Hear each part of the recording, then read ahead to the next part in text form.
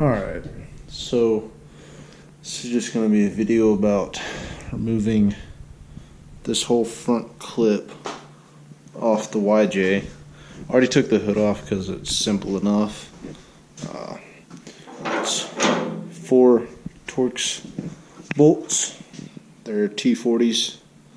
Mine were a bit stiff because of the paint, but a tap of the hammer and they came out pretty easy. But that was simple enough. If you have 2 people, you can actually take this all in one piece, but I'm by myself, so I'm going to have to piece it up. But you got your support rods here that have to come off, the bolts back here, which is going to be fun. But the bolts down there that have to come off. And then I think that's it. I'm trying to remember it all. But as I go, I will update it with the camera.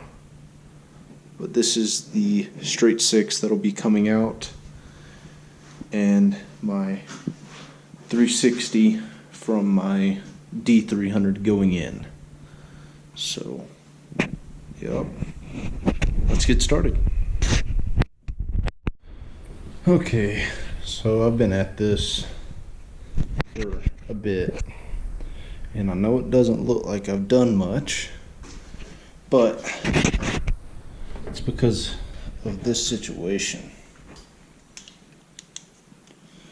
The bolts right there securing the fender to the actual body of the Jeep is just spinning in place. The bolt right there is just spinning in place, and the same goes for the other support rod. So this fender doesn't want to come off, and I assume it's going to be the same rusty shit case for this side, even though it's kind of hard to see down there. I mean, I see a ton of oil, so that might have kept the these do look in better condition. The main thing is I need room so that a welder can get in there comfortably. But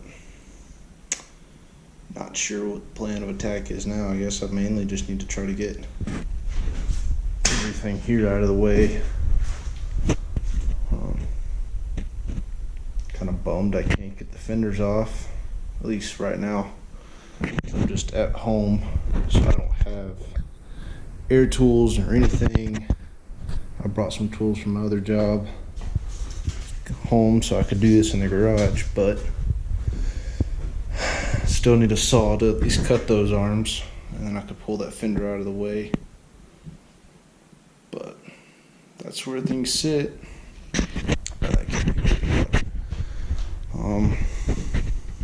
I might record another video I've been trying to do while I got the Jeep here. I'll update you once at least this is going. I did get the lower plastic guard out of the way and all the wiring off the fender well, because I thought I'd be able to get the fender off, because I do want new ones at some point. Yep. So this is the Jeep now. I was able to get the front end off. I couldn't actually get the whole wiring harness out of the front grille due to the fact the bolts that separate the radiator and all just kept snapping and rounding off. So I'll have to fix that at another shop. The one that's actually going to help me put the motor in. But the wire harness was long enough that I could just kind of throw it right there. It actually looks like I might be able to disconnect it now that I really notice.